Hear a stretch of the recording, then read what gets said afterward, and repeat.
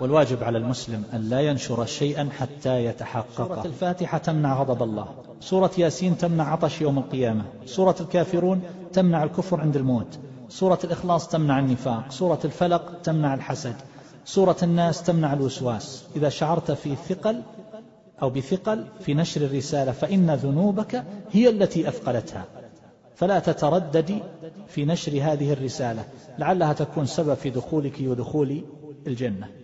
هذا كلام غير صحيح، غير صحيح. سورة ياسين لا يصح فيها شيء.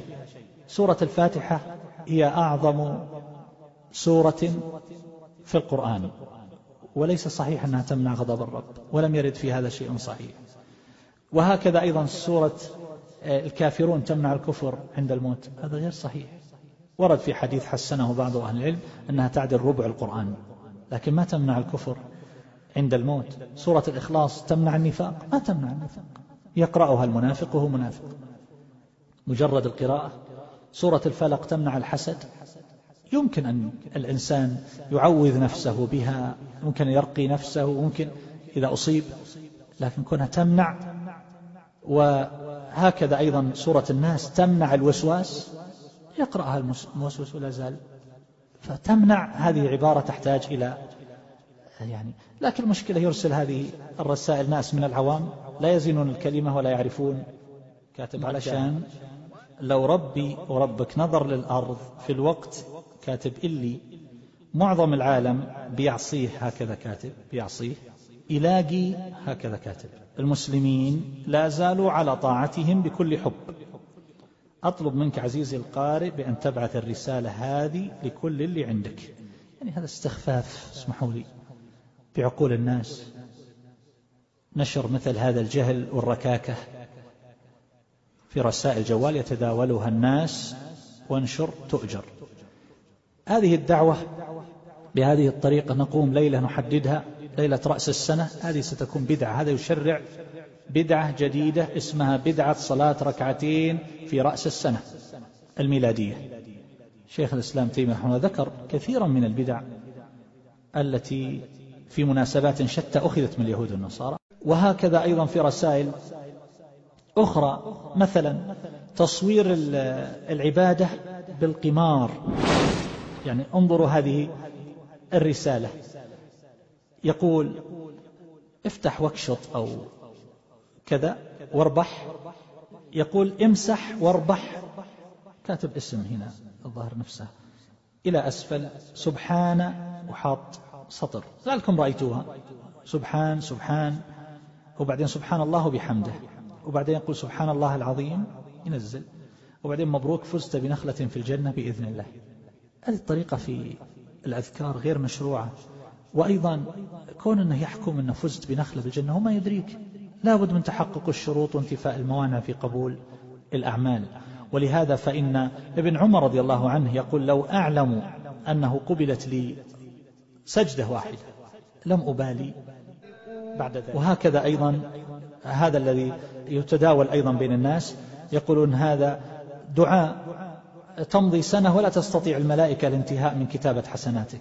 قال رجل من السلف لا إله إلا الله عدد ما كان وعدد ما يكون وعدد الحركات والسكون، وبعد مرور سنة كاملة قالها مرة أخرى فقالت الملائكة إننا لم ننتهي من كتابة حسنات السنة الماضية. ما في شيء يثبت هذا عن رسول الله صلى الله عليه وسلم. وينتشر انتشار كبير جدا، والناس يرسلون مثل هذه الأشياء بكثرة، منهم من يسأل عنها ومنهم يرسل ذلك استجابة لمثل هذه الترهات. وهكذا أيضا قيام الليل، أحد النساء يبدو أنها ولدت دعاء من عند نفسها لمن أراد أن يقوم الليل أو يستيقظ لصلاة الفجر، وتقول أنها جربته مرارا، ومن أراد أن يستيقظ فعليه بترديد مثل هذا. وهذا الكلام غير صحيح، ولا ينبغي للإنسان أن يلتزم شيئا من الأذكار غير ما ورد في الكتاب والسنة. والإنسان لا يجوز له أن ينشر شيئا إلا إذا عرف أنه صحيح وتحقق أنه ثابت. وأخشى أن يكون مثل هذه الوسائل تقنية تستغل استغلال سيء أحيانا لنشر الجهل والبدع، فيكون الأثر سلبي. المفروض أنها تستغل لنشر السنن والعلم الصحيح الثابت ويثقف الناس، فرصة للدعوة إلى الله عز وجل تصل إلى كل أحد. لكن أن ينشر فيها مثل هذه الجهالات، أقول نفس القضية، حملة استغفار، استغفر الله استغفر الله استغفر، ثم يقول انشرها ل10، وأحيانا يقسم عليه أن ينشرها. لماذا تقسم عليه؟ بأي حق تحمل الناس هذا؟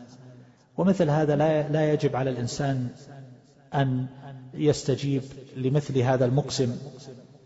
وهذه الحملة بهذه الطريقة حملة استغفار، هذه طريقة غير مشروعة يا أخواني. والواجب علينا أن نعبد الله بما شرع على الطريقة الشرعية. لا يوجد شيء اسمه حملة استغفار، وإنما المؤمن يستغفر دائما أناء الليل وأناء النهار. لا توجد حملة مؤقتة بوقت يتداعى إليها الناس ويقال حملة استغفار، وإنما فقلت استغفروا ربكم إنه كان غفارا يرسل السماء عليكم مدرارا، الآيات. فهذا هو الحريب المؤمن أن يكثر من الاستغفار دائما. أما حملة بمناسبة مثلا تخفيض أجور رسائل أو انعدام الأجور أو نحو ذلك، فهذا كلام غير مشروع ولا صحيح. وبعض هذه الرسائل ركيكة، وعدوهم يفتك بهم بهذه الجهالات التي يمكن العدو أن ينشر أشياء يرعب الناس ويثير الشائعات فيما بينهم. فمن غير الصحيح أن نساعد على مثل هذه القضايا، فكون أن نكون ذراعا لهم بنشر الشائعات والأراجيف في المجتمع فهذا غير صحيح، وإنما تطمين الناس وتثبيت الناس ودعاء الله عز وجل يخلص الأمة من شرهم في كل مكان.